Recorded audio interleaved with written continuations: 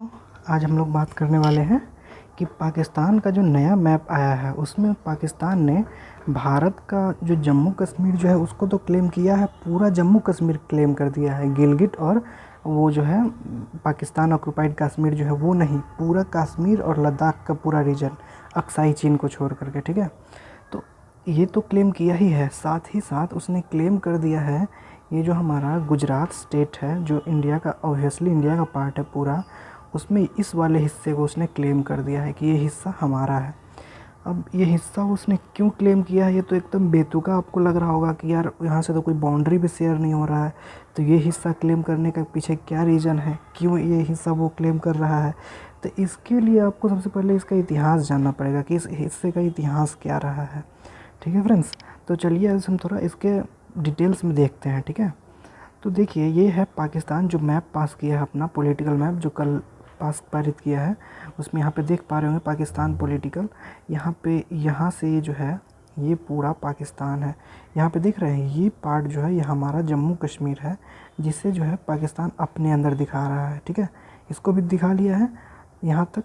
उसके बाद ये पार्ट तो है ही, ये पार्ट तो पूरा पाकिस्तान पहले से था ही, बट अब यहाँ पे ट्विस्ट क्या है कि यहाँ पे इसने एक और मैप लगा करके रखा है, देखे है ये जो है हमारा गुजरात स्टेट, वहाँ पे इसको भी अपने मैप के अंदर दिखा लिया है। ये कौन सा जगह है, ये है जूनागढ़। जूनागढ़ जो है यहाँ पे आपको मैं जो है ये थोड़ा जूम करके दिखा रहा हूँ। ये देखिए ये हुआ पाकिस्तान और ये रहा जूनागढ़ जो कि इंडिया का हिस्सा, उसको अपने पार्ट में दिखा लिया है। तो इसके लिए जो है ये आज़ादी के समय का विवाद है, ठीक है। और इसको जो है जानने के लिए सबसे पहले हमें थोड़ा जूनागढ़ का इतिहास जानना पड़ेगा। तो चलिए पहले जूनागढ़ का इतिहास देख लेते हैं। तो क्या था कि जब भारत पर अंग्रेज़ का जब शासन था तो शासन दो भाग में चलाता था, ठीक है। पहला तो था कि अंग्रेज़ी हुकूमत का सीधा शासन, मतलब अंग्रेज़ जो है डायरेक्ट अपना जो प्रतिनिधि लाता था उस जगह पे और उस जगह का जो है सीधा कंट्रोल करता था। लेकिन दूसरा था जो राजा रजवाड़ा जो था उसके द्वारा जो रियासत होती थी, राज्य का रियासत, तो उसी के द्वारा उसके रियासत पे शासन चलवाता था अपने अधीन करके, ठीक है। तो ऐसे ही कोई रियासत में जो दो तरह से था ना, कुछ तो डायरेक्ट सीधा शासन था, कुछ रियासत के थ्रू जो मतलब रजवाड़ों का शासन था, और वो अल्टीमेटली अंदर आता था ब्रिटिश गवर्नमेंट के, ठीक है।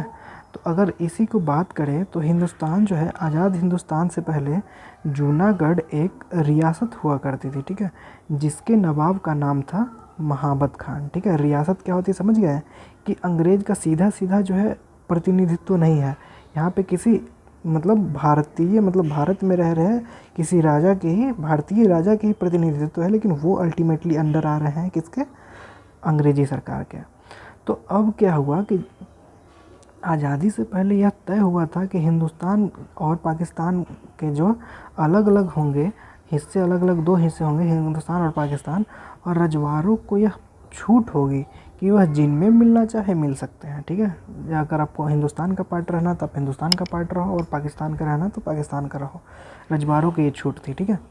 और भारत और पाकिस्तान दो देश बना दिया गया था, ठीक है।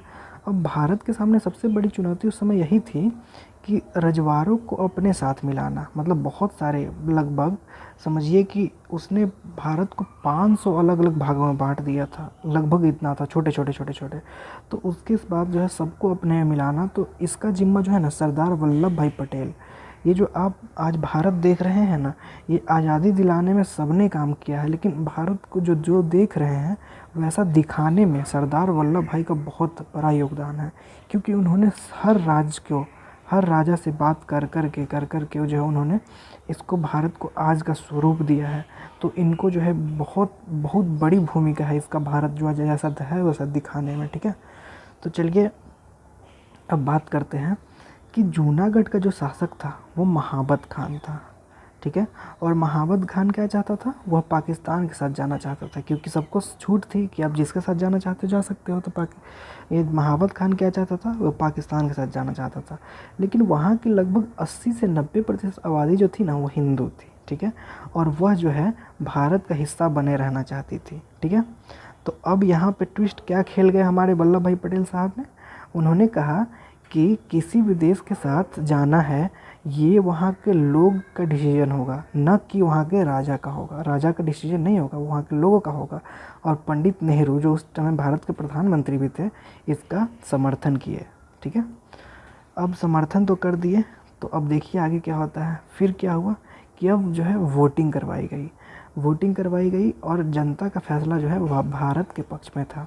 और भारत के पक्ष में था तो जाहिर सी बात है कि अब तो जूनागढ़ का नवाब जो है, जब मतलब महाबत खान, वो क्या करा, पाकिस्तान भाग गया। ठीक है, और मतलब यह प्रांत जो है जूनागढ़ भारत का हिस्सा बन गया। तो अब ये ट्विस्ट कहाँ से आ रहा भाई, ये ट्विस्ट जो है वो वहाँ से आ रहा है कि अब पाकिस्तान कहने लग रहा है कि ये जो हिस्सा है जूनागढ़, ये वहाँ का शासक तो हमारे साथ संधि शामिल किया, मतलब हमारे साथ जो है ये एग्रीमेंट साइन किया है कि ये पाकिस्तान का पार्ट होगा, तो ये अब हमारा पार्ट है, न कि भारत का। और इसीलिए वो जो है यूएन सिक्योरिटी काउंसिल जो होता है, मतलब संयुक्त राष्ट्र संघ जो होता है, उसमें भी वो एक बार अपील कर चुका है 1948 में। ठीक है, और इसके लिए बहुत विवाद तो नहीं हुआ था, क्योंकि इस पर किसी का ध्यान ही नहीं गया था, क्योंकि इससे ज़्यादा विवादित जगह जम्मू कश्मीर इन दोनों देशों के बीच में एक लफड़ा का कारण तो है ही। तो इसके वजह से जो है इसको तो प्रॉपर अटेंशन मिला नहीं। और एक बार फिर से जब पाकिस्तान कल ही जब ने अपना नया मैप लॉन्च किया है, उसमें पूरा जम्मू कश्मीर लद्दाख को तो सब अपने में दिखा ही लिया है, सिर्फ ये अक्साई चीन ये वाला पार्ट को छोड़ के ये पूरा पार्ट जो है वो अपने मैप के अंदर दिखा दिया है। और साथ ही जो हमारा गुजरात जो था, गुजरात का स्टेट में ये जूनागढ़ वाला पार्ट ये भी अपने में दिखाया है। तो इसी के लिए बहस थी और भारत सरकार का क्लियर जवाब है कि ये होता है ना कि एक फालतू का स्टेप है पाकिस्तान का, और इसमें कोई जो है कोई मतलब कोई बात ही नहीं है, बेवकूफ़ी वाला बात है, ऐसा बोल करके उन्होंने टाल दिया है। और जाहिर सी बात है ये बेवकूफ़ी वाला बात है। तो चलिए फ्रेंड्स, इस वीडियो को यहीं पे ख़त्म करते हैं। धन्यवाद।